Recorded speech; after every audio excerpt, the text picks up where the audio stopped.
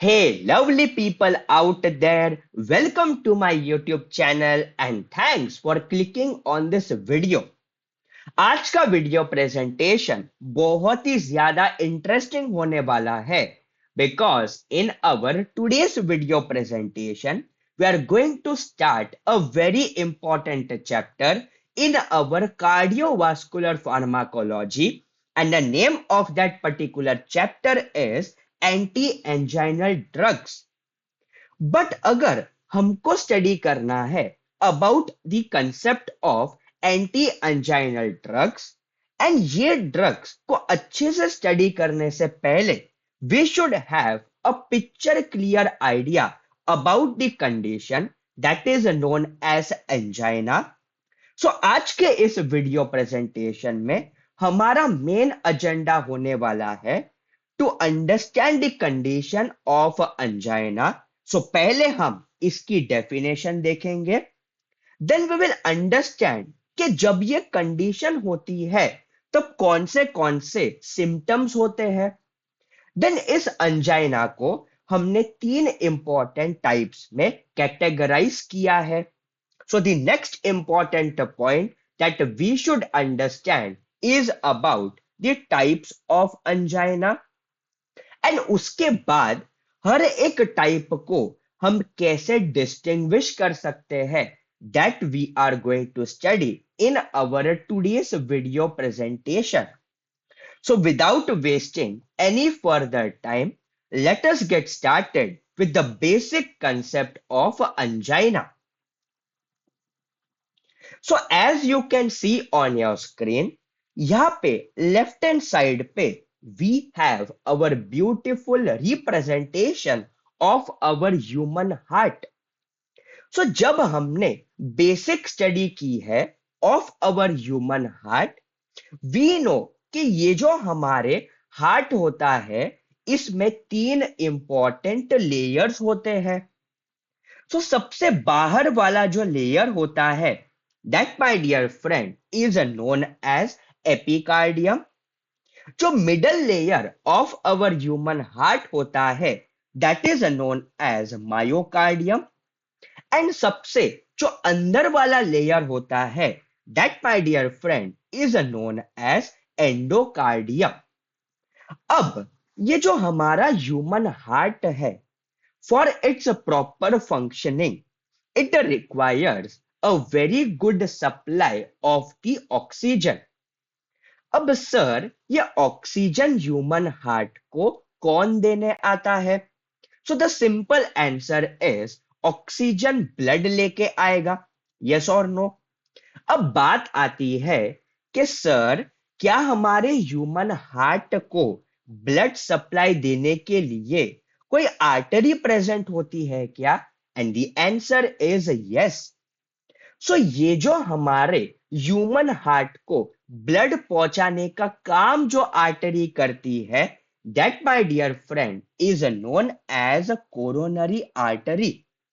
सो यहां पे आप राइट हैंड साइड पे देख पा रहे हो, here is the arterial supply of heart through the coronary artery. So coronary artery का मेन इंपॉर्टेंट काम क्या है? कोरोनरी आर्टरी का मेन इंपॉर्टेंट काम ये है to supply our human heart with a very good blood. And we know कि जैसे ही ब्लड क्या कैरी करता है, it will carry a good amount of oxygen. Sir oxygen क्यों चाहिए? बिकॉज ये जो ऑक्सीजन है that is very important for each and every cell of our human body. So अगर हमारे ह्यूमन हार्ट को प्रॉपर काम करना है, क्या उसे भी ऑक्सीजन की जरूरत पड़ेगी क्या? 101% yes.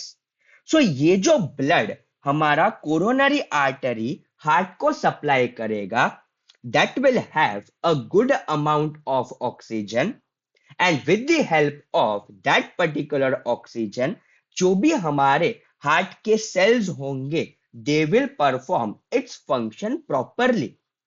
Sir, why we are discussing about the coronary artery? So let us once again read the definition of the angina.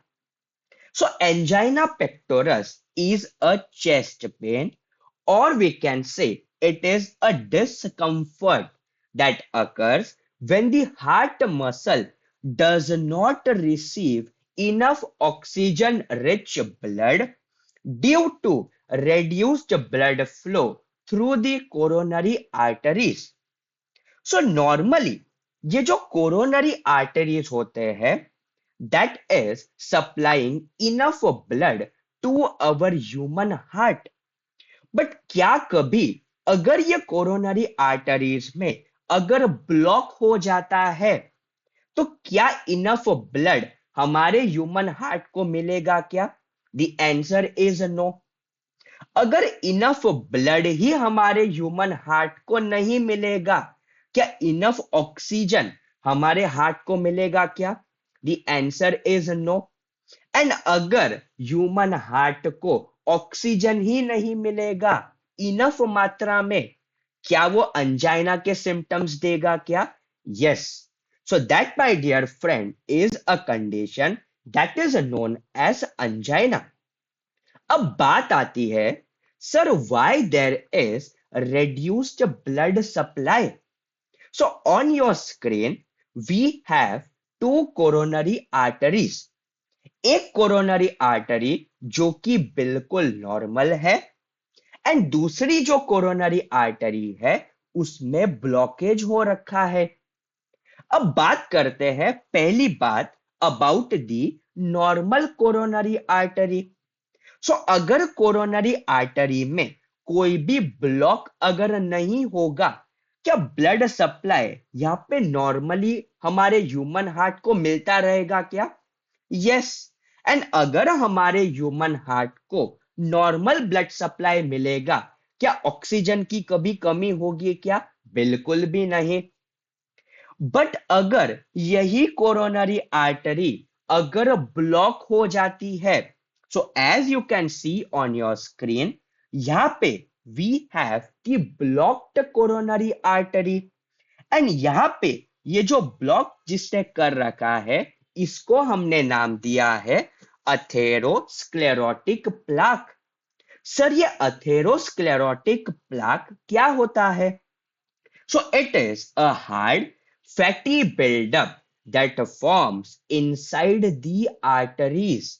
So अगर यहाँ पे एक फैटी बिल्डअप अगर हो गया है, क्या ये कोरोनरी आर्टरी अभी ब्लॉक हो चुकी है क्या?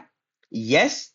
सो as it is very evident from this image कि यहाँ पे बिकॉज ऑफ अथेरोस्क्लेरोटिक डिपोजिशन यहां पे ये जो कोरोनरी आर्टरी है वो ब्लॉक हो चुकी है.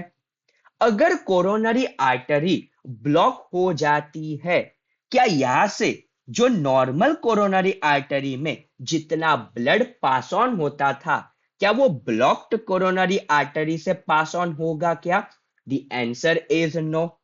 इसीलिए अगर ये ब्लॉक्ड कोरोनरी आर्टरी में अगर ऑक्सीजन क्या होगा, ब्लड सप्लाई अगर कम है, so definitely reduced blood supply will carry reduced oxygen and उसके वजह से पर्सन को अंजाइना के साइंस एंड सिम्टम्स देखने के लिए मिलेंगे. अब बात आती है, there are two important terminologies जिसका की मीनिंग समझना हमारे लिए बहुत ही ज्यादा इंपॉर्टेंट है. The very first term is known as ischemia and the second term is known as myocardial infarction. Now ischemia का मतलब क्या होता है? Let us study that particular concept. So reduced blood flow to the heart muscle is known as ischemia. So यहाँ पे आप image में देख पा रहे होंगे that the blood flow to our human heart वो reduce हो चुका है. अगर blood supply to our human heart अगर reduce हो रखा है, क्या ऑक्सीजन का सप्लाई भी कम हो गया है क्या? Yes. And because of that reduced oxygen supply, ये जो हमारे हार्ट के सेल्स होते हैं, क्या इनको इनफ ऑक्सीजन प्रोवाइड हो रहा है क्या? The answer is no. And ऐसी जो कंडीशन होती है, that my dear friend is known as hypoxia. So hypoxia का मतलब क्या है? दैट इज इनसफिशियंट ऑक्सीजन, यानी कि ऑक्सीजन जो हमारे हार्ट को पहुंचना चाहिए वो इनफ नहीं है। क्या इस्कीमिया में हार्ट के सेल्स की डेथ होती है क्या? The answer is no. So ischemia का कंसेप्ट क्या है? There is simply reduced blood flow to the heart muscle. And अगर यहां पे आपने इमीडिएटली ह्यूमन हार्ट को proper oxygen, proper blood supply अगर आपने वापस दे दिया, क्या हार्ट को कोई डैमेज होगा क्या? बिल्कुल भी नहीं। So damage is reversible if the blood flow is restored quickly. यानी कि अगर हाइपोक्सिया की कंडीशन डेवलप हो गई है एंड अगर हमने इमीडिएटली कुछ ऐसा कर दिया जिसके मदद से ये ब्लड फ्लो वापस से अच्छे से ह्यूमन हार्ट को पहुंच रहा है, देन क्या कोई दिक्कत होगी क्या? बिल्कुल भी नहीं। सो इसका मतलब क्या है? ये जो हाइपोक्सिया की कंडीशन है, ये जो इस्कीमिया की कंडीशन है, क्या ये रिवर्सिबल है क्या? यस। अब बात करते हैं, सर इन्फेक्शन का मतलब क्या होता है? इन्फेक्शन का मतलब ये होता है, if there is a complete और प्रोलॉन्ग्ड ब्लॉकेज। प्रोलॉन्ग ब्लॉकेज का मतलब क्या है? अगर लंबे समय तक हमारे ह्यूमन हार्ट को अगर ऑक्सीजन सप्लाई इनफ नहीं मिला, क्या अब ह्यूमन हार्ट के सेल्स की डेथ होना स्टार्ट हो जाएगा क्या? यस। एंड जब ये पर्टिकुलर कंडीशन, जहां पे देयर इज अ कंप्लीट और prolong blockage of the blood, उसके वजह से अगर हार्ट के सेल्स की डेथ हो रही है, that condition is known as myocardial infarction. And एक बार ये जो हमारे हार्ट के सेल्स है, अगर वो डेथ होना स्टार्ट हो गए, क्या मरे हुए सेल्स को वापस से हम जिंदा कर सकते हैं क्या? बिल्कुल भी नहीं। सो ये कंडीशन ऑफ इंफेक्शन, जो भी पार्ट डेथ हो चुका है, जिस पार्ट में हार्ट के सेल्स की डेथ हो चुकी है, क्या वापस से उस एरिया को हम रिस्टोर कर सकते हैं क्या? बिल्कुल भी नहीं। So this particular damage is irreversible. So complete or prolonged blockage of blood flow causing death of heart muscle cell is known as infarction. And ये जो पर्टिकुलर डैमेज होता है, दैट इज इरिवर्सिबल डैमेज। इसको आप ऐसा भी समझ सकते हो, इमेजिन करो कि आप एक स्विमिंग पूल में गए हो एंड स्विमिंग पूल में आपका किसी ने सिर पकड़ा है एंड स्विमिंग पूल के पानी के अंदर आपको ढकेल दिया है। सो इनिशियली क्या होगा? एज वी ऑल नो कि ऑक्सीजन की सप्लाई की कमी होगी एंड आपको क्या फील होगा? कि आपको ऐसा फील होगा कि ऑक्सीजन मुझे चाहिए। एंड इमीडिएटली वो जो बंदा है उसने आपको ऑक्सीजन प्रोवाइड कर दिया, यानी आपका सिर पानी से बाहर अगर निकाल दिया, क्या उसमें कोई प्रॉब्लम होगी क्या? आपको कोई तकलीफ होगी क्या? बिल्कुल भी नहीं। बट इमेजिन करो खुद को कि आपको उस व्यक्ति ने बाहर ही नहीं निकाला, तो उस पर्टिकुलर कंडीशन में क्या होगा? There will be a sad incident of death. And जब ये पर्टिकुलर सैड इंसिडेंट हमारे हार्ट के सेल्स के साथ होता है, that particular concept is known as infarction.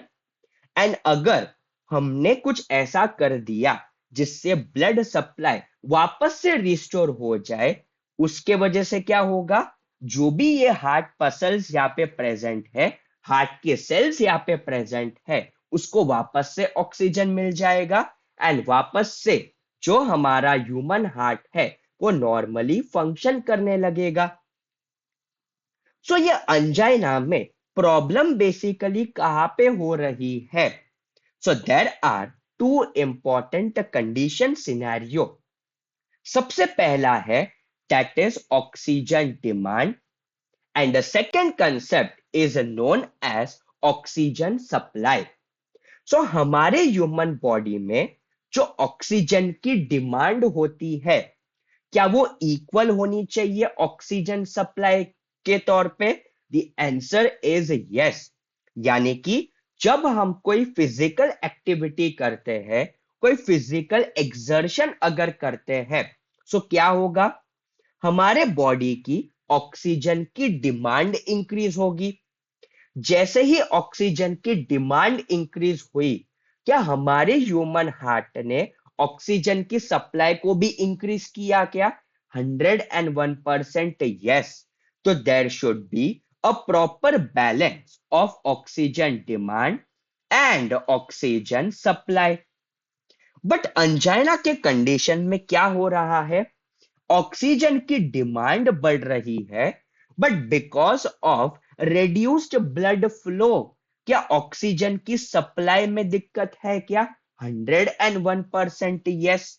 So there is imbalance in the oxygen weighing machine, यानी कि ऑक्सीजन का डिमांड ज्यादा हो गया है एंड ऑक्सीजन का जो सप्लाई है वो रिड्यूस्ड हो गया है।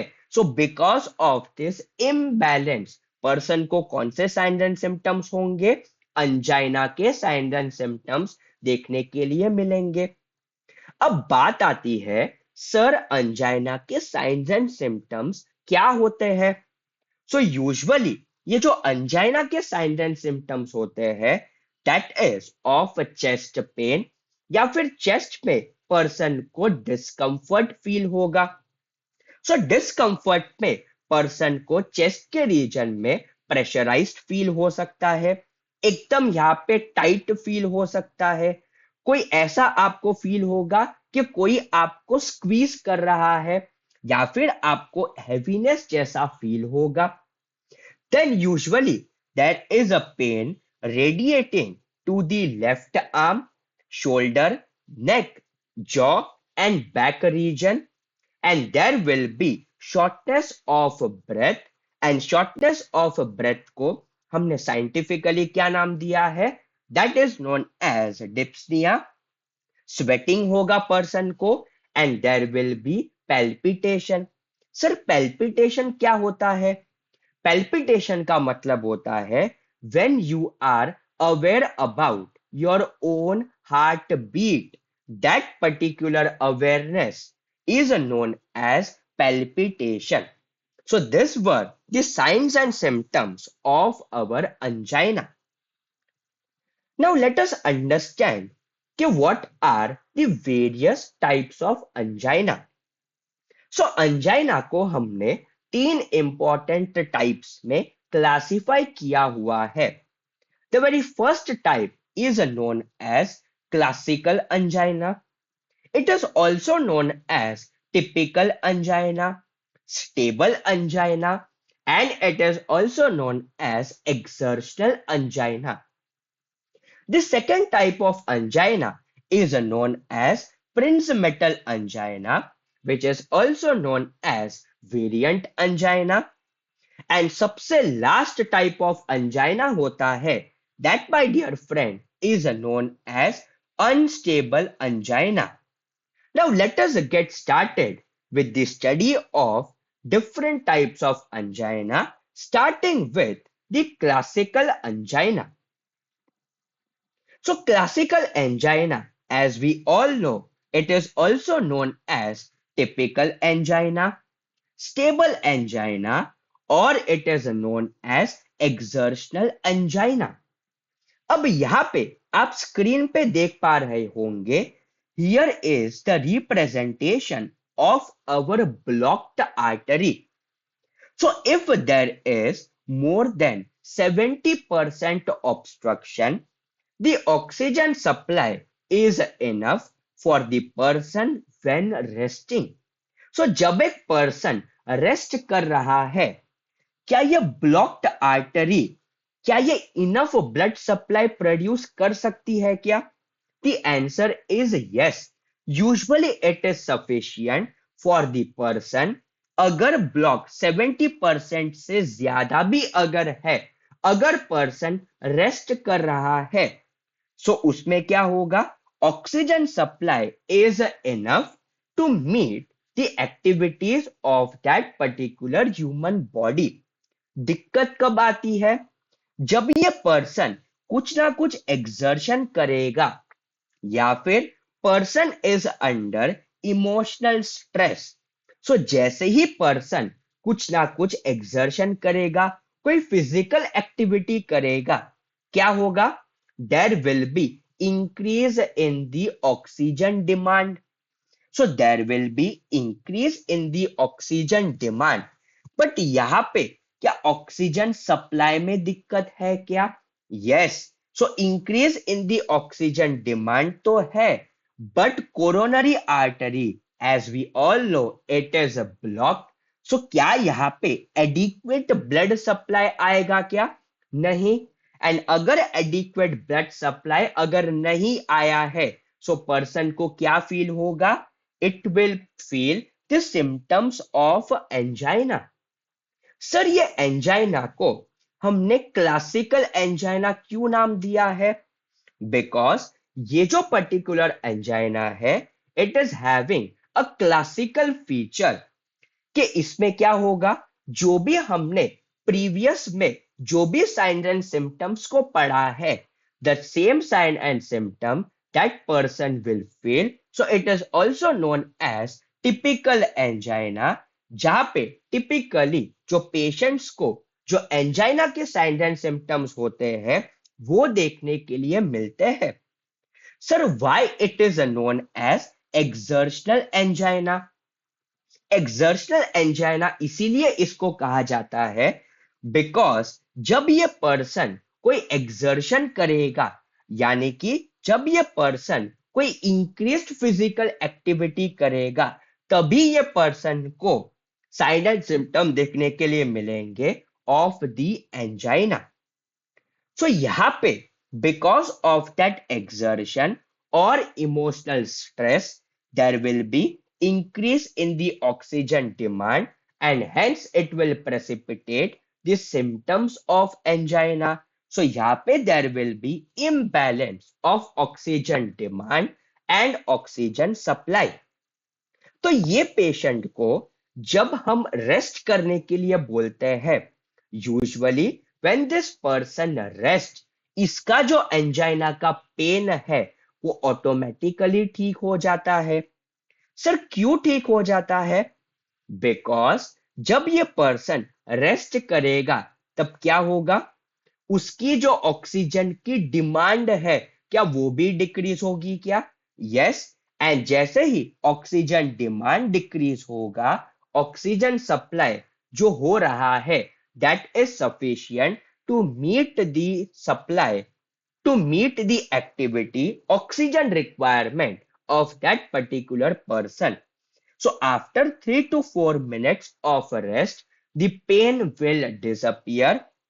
And यहाँ पे हम एक थेरेपी के बारे में बात करेंगे, that is known as nitrate therapy. So जब ये पेशेंट नाइट्रेट को कंज्यूम करते हैं, नाइट्रेट्स जब कंज्यूम करेंगे, एंजाइना का पेन डिसअपियर हो जाता है। So the angina responds well to the nitrate therapy. So this was about the very first type of angina, and that my dear friend is known as classical angina. Now let us move further. ये जो angina है, it should not last for more than 20 minutes. Sir 20 minute से ज्यादा क्यों नहीं चलना चाहिए? Because 20 minute से अगर ज्यादा अगर ये पेन चला गया, यहाँ पे क्या दिक्कत हो रही है? There is reduced blood flow, and reduced blood flow के तहत क्या हो रहा था? There is reduced oxygen supply. अगर ऑक्सीजन सप्लाई ये एरिया में अगर कम होगा, देन क्या 20 मिनट्स के बाद यहाँ पे जो सेल्स है क्या उनकी डेथ होना स्टार्ट हो जाएगी क्या? Yes, so it may lead to myocardial infarction. So always remember the angina should not last for more than 20 minutes. Now let us get started with our next important angina, and that, my dear friend, is known as Prinzmetal angina. So Prinzmetal angina में problem कहाँ हो रही है? It is with the coronary artery. So coronary artery में कुछ जगह पे suddenly there is constriction of coronary artery, and that constriction is also known as coronary artery spasm. So अगर सडनली कोरोनरी आर्टरी अगर कंस्ट्रिक्ट हो जाती है, क्या यहाँ पे इस एरिया पे ब्लड फ्लो प्रॉपर होगा क्या? बिल्कुल भी नहीं. And it may precipitate the sign and symptom of angina. So this angina is mainly because of coronary artery vasospasm with atherosclerotic plaque और विदाउट अथेरोस्क्लेरोटिक प्लाक. सो यहाँ पे क्या अथेरोस्क्लेरोटिक प्लाक होने से या ना होने से कोई फर्क पड़ रहा है क्या? ज्यादा फर्क नहीं पड़ रहा है. मेन प्रॉब्लम किस में है? कोरोनरी आर्टरी में मेन प्रॉब्लम है. And because of that problem there is sudden spasm, that is sudden vasoconstriction of our coronary artery, and usually it is not relieved by rest. And moreover ये जो Prinzmetal angina होता है, ये कुछ patient में जब patient rest कर रहे हैं तब भी उनको देखने के लिए मिलता है. So even in some patient the pain occurs even at rest. अब प्रिंजिमेटल एंजाइना को हमने और एक नाम दिया था, and that name is known as variant angina. So variant angina हमने क्यों ये नाम दिया है? बिकॉज ये जो प्रिंजिमेटल एंजाइना है that is different from the classical angina case. So ये अलग है, इसीलिए हमने इसको नाम क्या दिया है? That is variant angina. Now let us get to the third important type of angina, and that, my dear friend, is known as unstable angina. But before going to the unstable angina, first please focus on this particular image. अब यहाँ पे हमें दो image दिखाई देती है. These are our two coronary arteries. एक coronary artery जो कि लेफ्ट हैंड साइड पे प्रेजेंट है, यहां पे ये जो आपको येलोइश रीजन दिख रहा है that is the lipid core, and उसके ऊपर एक कैप जैसा स्ट्रक्चर है. That cap is known as fibrous cap. So यहाँ पे लिपिड का कोर ज्यादा है, एंड ये जो पर्टिकुलर फाइब्रस कैप है वो बहुत ही ज्यादा थिन है. ऑन द अदर हैंड जब हम स्टेबल प्लाक की बात करते हैं, यहां पे ये जो लिपिड का कोर है दैट इज लेस, एंड यहां पे ये जो फाइब्रस कैप है that is more thick. So unstable angina में the fibrous cap covering the plaque becomes thin and it becomes fragile. Now just think कि अगर ये प्लाक के ऊपर जो फाइब्रस कैप प्रेजेंट है अगर वो फ्रेजाइल हो गई, यानी कि कभी भी वो ब्रेक हो सकती है. एंड क्यों ब्रेक हो सकती है? बिकॉज ये जो कैप है दैट इज थिन, एंड जैसे ही ये फाइब्रस कैप रप्चर हो जाता है, क्या हमारी बॉडी उसे एक इंजरी की तरह ट्रीट करेगी क्या? Yes. So the plaque ruptures, that is it will break open or it will undergo erosion, exposing the lipid rich core to the bloodstream. सो अगर किसी कारण के वजह से ये जो पर्टिकुलर फाइब्रस कैप है, अगर वो ब्रेक हो जाती है, क्या हमारी ह्यूमन बॉडी इसे एक इंजरी की तरह मानेगी क्या? यस।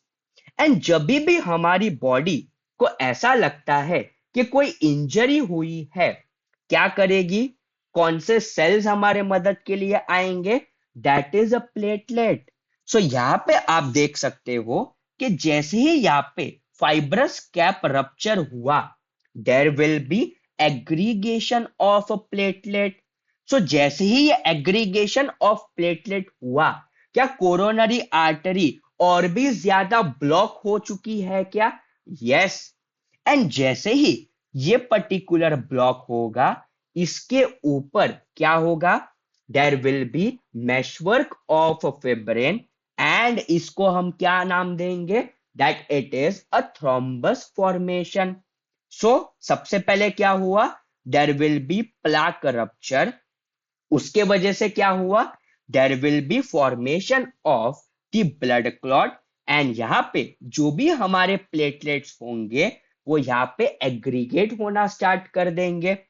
प्लेटलेट के ऊपर फिब्रिन भी आ जाएगा, एंड इस पूरे स्ट्रक्चर को हमने क्या नाम दिया है? That is known as a thrombus. And इसके वजह से क्या हुआ? ये जो पर्टिकुलर कोरोनरी आर्टरी है, वो फर्दर ब्लॉक हो चुकी है। So there is severe reduction in the blood flow. So the exposed plaque is recognized by the body as an injury. So यहाँ पे platelets rapidly adhere होंगे to the site, becomes activated and aggregate, forming a platelet rich thrombus. So यहाँ पे क्या develop होगा? There will be formation of a platelet rich thrombus. अब बात आती है कि sir, why this particular angina is known as unstable angina? It is known as unstable angina because ये जो particular atherosclerotic plaque है, that can rupture anytime, and ये जो particular condition है, क्या वो रेस्ट कंडीशन में भी हो सकती है क्या? यस। सो ये जो पर्टिकुलर अंजाइना है, it does not respond well to the rest as well as to the nitrate. So यहाँ पे आपको एक पॉइंट याद रखना है, that is if the patient has taken sublingual nitrates 3 times within 15 minutes, it is unstable angina until proved otherwise. So अगर एक particular patient को एंजाइना के साइंस एंड सिम्टम्स हो रहे हैं, एंड अगर पेशेंट ने 3 टाइम नाइट्रेट थेरेपी कंज्यूम की है विद इन 15 मिनट्स, फिर भी उसका पेन अगर नहीं जा रहा है, सो हम क्या मानेंगे? That it is unstable angina. So I hope आज का लेक्चर आपको पसंद आया होगा। अगर आप चैनल पे नए हो, please consider subscribing to my YouTube channel, press that bell icon, like this video and share it with your friends. See you in the next video presentation. Till then, see ya, bye bye, have a good day.